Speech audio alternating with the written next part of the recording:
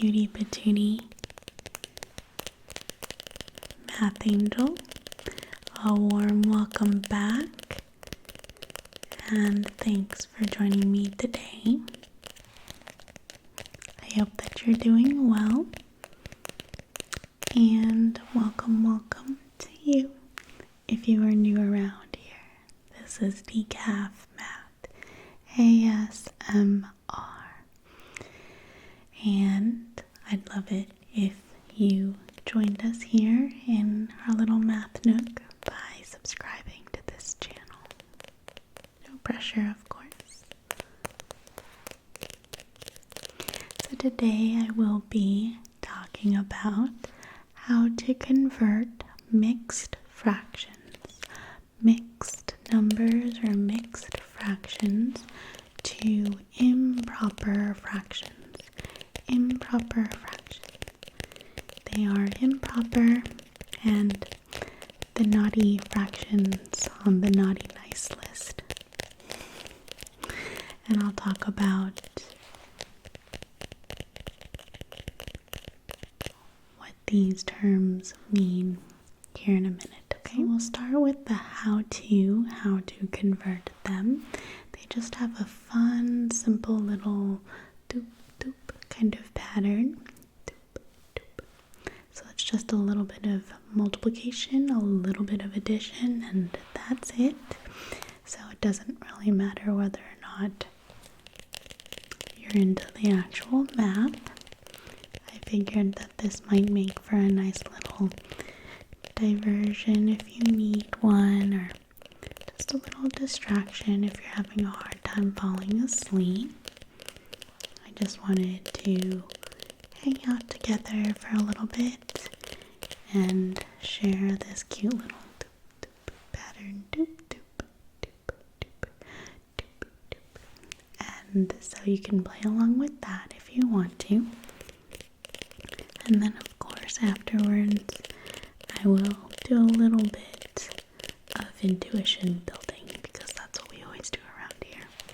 So we'll talk about why this kind of pattern works and kind of go into it a little bit more. So if you want to check out more about fractions, you can take a look at the Decaf Basics playlist, I believe, and we'll just keep jumping around and adding to it as well, but just a little heads up there. And before we get started, really quickly, this is completely off topic, but I have a little present for you. It's this sparkly little ornament, and it was so pretty, and I like you, so I brought it for y'all. And I thought that it might make for a nice little thing to just focus and center on for a second. Sit back and relax. I don't know what it was. It just kind of caught the light in a different way than my other shiny sparkly ornaments. So I brought this for you. Isn't it pretty? It's a sparkle. Sparkly. So that's for you, and I'm going to leave it right here on the side. Okay, so what is a mixed fraction?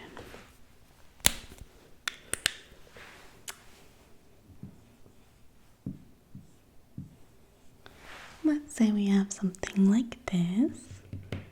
When we read it out loud, we would say 3 1/2, 3 1/2, or 3 1/2, right? And so we have a whole number part and then a fraction part, right? So we've looked at this before and kind of saw how it represents having a whole thing and breaking it down into 2 equal pieces, and then how we have one of those pieces to represent 1/2. And so now we just mix in a whole number piece of 3 and 1/2, a whole and a fraction. And that's what makes it a mixed fraction. Makes sense, right? So how about we head over to platform 9 and 3/4. 9 and 3/4, but 9 and 3/4 sounds so much better. So this is a mixed fraction, right? A whole number 9 and a fraction 3/4, 3/4. So this is also a mixed fraction. Very good. So what is an improper fraction? Then we want to convert this into an improper fraction.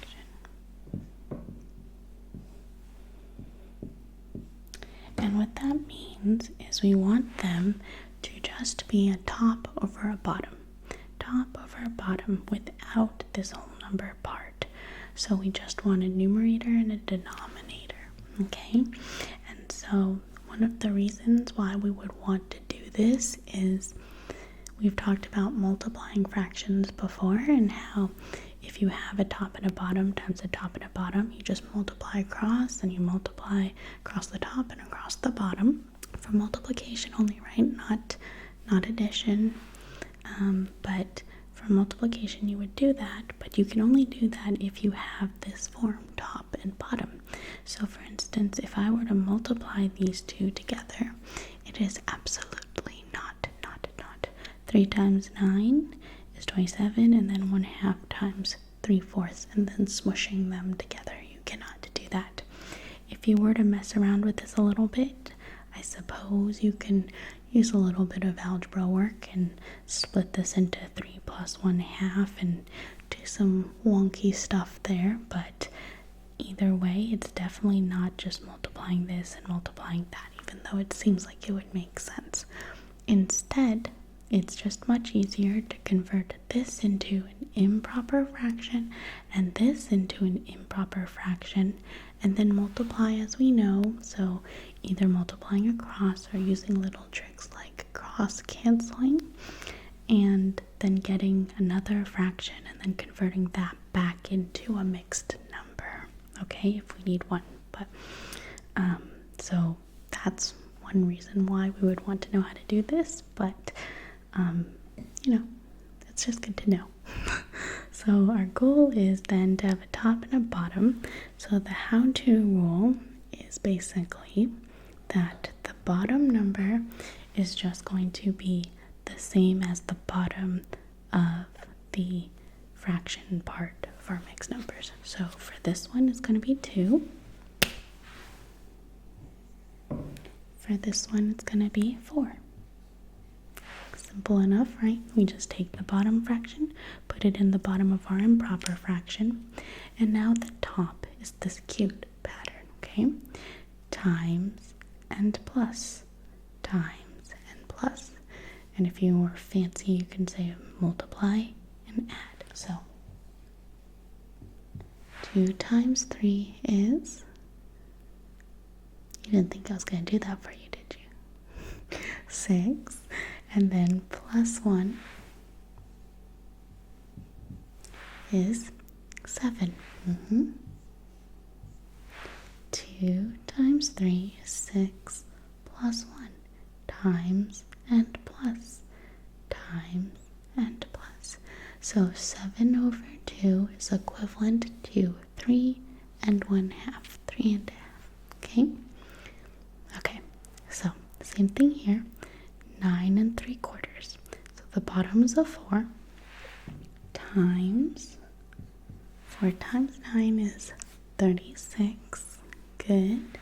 And then plus 36 plus 3 is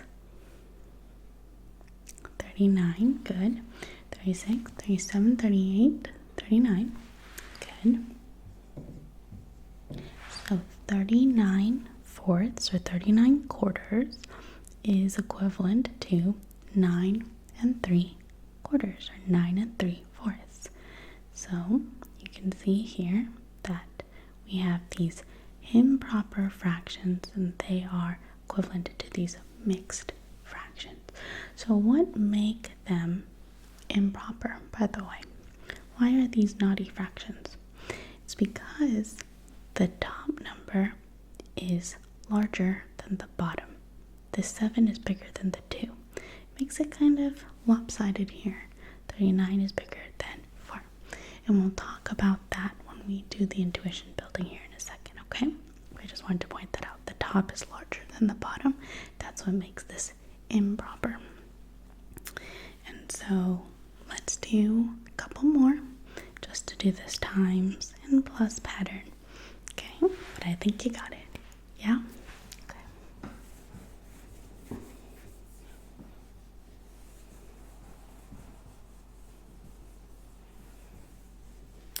Alrighty, how about 1 and 1/7? Okay, good. And how about 2 and 2/3? Good. Okay, so same exact rule. Okay, so the bottom number will be the same. Okay, so 1 and 1/7, we might as well do the whole thing in terms of sevenths. 2 and 2/3, we might as well do the whole thing out of thirds. So then times and plus. 7 times 1 is 7. Plus 1 is 8. So 8/7 is equivalent to 1 and 1/7. Good. So now let's do this in one little swoop, okay? 3 times 2 is 6. 6 plus 2 is 8. Good. So 8/3 is equivalent to 2 and 2/3. 8/7 is equivalent to 1 and 1/7. Very good.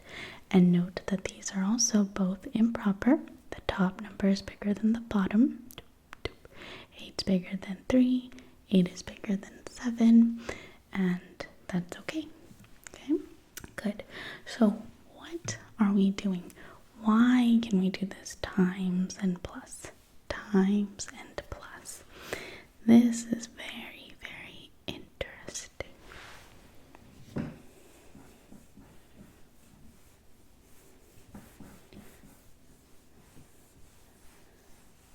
So let's work out one more question so that we can build the intuition behind it. So let's say I have 3 and 1/4. I can't remember if that was the first question or if we did 3 and 1/5. It doesn't matter. But I do want to use 1/4 because it's easier to visualize what's going on. It's easier to break a circle down into 4 equal pieces than 5, so it's okay. So 4 times 3 is 12, plus 1 is 13. Okay, so 3 and 1/4 is equivalent to 13/4, or 13/4. Okay, so where do we get this 3 times 4 stuff? Well, if you remember when we did 1/4, to represent 1/4, I would take this thing that I'll just call 1 whole, okay? I'm just gonna use this circle to represent 1. To do 1/4, the bottom number tells me how many equally sized pieces I'm going to break this into. So for 1/4, 4 pieces. And you can break that up however you want to. I think this is the easiest, right? So 1, 2, 3, 4.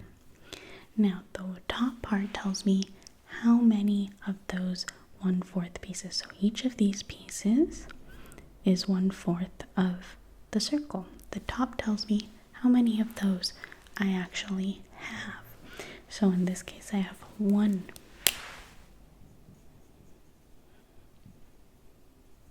So I'll go ahead and shade in that one. It doesn't matter which one. But now I've shaded in 1/4 of a circle. Okay, good. So we have 1/4. Now what about this 3? So you see here, this tells me I have 13 1/4 pieces in total. So what that means is these 3 here, this 3 also can be represented here. So I have 3 whole things. So it's important that I copy and paste this exact thing to represent, to stay consistent, right? To represent one whole. So if I actually had like circles, like tiles to work with, I would copy that 1, 2, 3.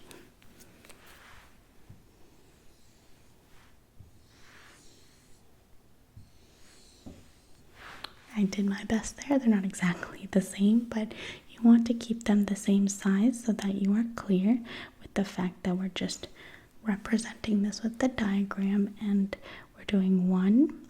This one is for the 1/4 piece, but we have 1, 2, 3 whole things. So the whole thing would be colored in, right? 1, 2, 3, and then 1/4.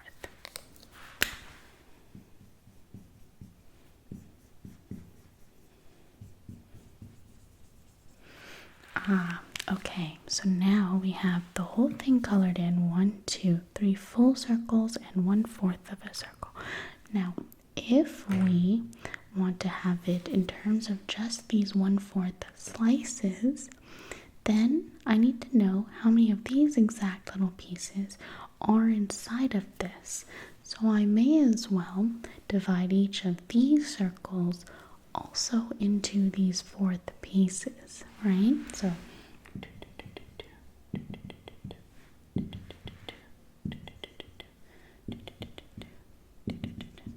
okay, just to keep this size standard, 1/4, right? And now if we see here, what do we actually have? How many of these little 4th pieces do I have in total? Well, I have this one, but I also have 1 here because the whole thing is shaded in. So I have 1, 2, 3, 4, 5, 6, 7, 8, 9, 10, 11, 12, and then that extra one, that 13th one. Do you see that? So we have all 3 full circles, but because we broke it down into 4 equal pieces as well, the full circle is equivalent to 4/4. A 4/4, another 4/4, another 4/4, and then a 1/4. So that means in total for the 3 part, we have 12 because we have 3, and then each of them have 4/4. So to multiply 3 times 4 is 12, right? And if you've learned about dividing fractions, we're basically saying how many 4th pieces go into 3. 3 divided by 1/4 is the same as multiplying by the reciprocal, right? So 3 times 4. It's okay if you don't know about that, but essentially if we have 3 whole and each of the 3's have 4 pieces inside, then we have 3 times 4 in total, which gives me the 12, which is the 4 times 3. That's what this 4 times 3 thing is. And then adding little piece there. So 4 times 3 are these 12/4. Adding the 1 makes it 13/4 pieces in total. Does that make sense? Isn't that cool? So even if this is like 9, okay, on the bottom here, I would do the same thing. It's just that my circle would be divided into 9 equally sized pieces, okay? So I have 1 sliver, that's 1/9. And then instead of breaking it into 4ths, I would break this down into 9ths as well. But then I would have 9 9ths pieces in each of these. So I'd have 3 times 9, which is 27, plus my 1/9 sliver, so that'll be 28 9th pieces, okay? And that's it. So this whole number part can be represented as pieces like 12/4 pieces, right? So we basically did 12/4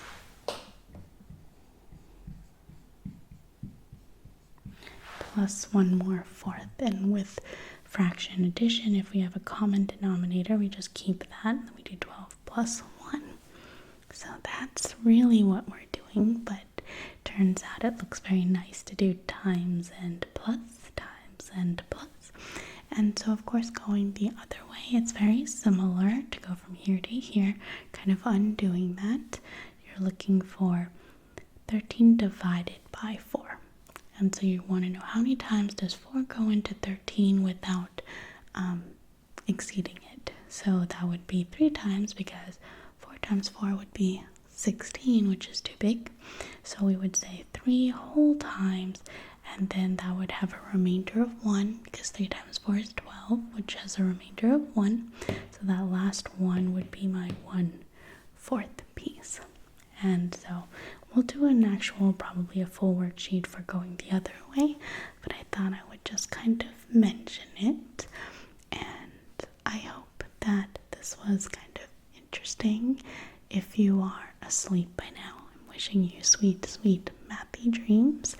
If you are getting ready for the rest of your day, or you still have a bit of your day left, then I hope that you take good care. Thanks for hanging out again. Let me send you along your way with this little ornament. The sparkly little ornament that I hope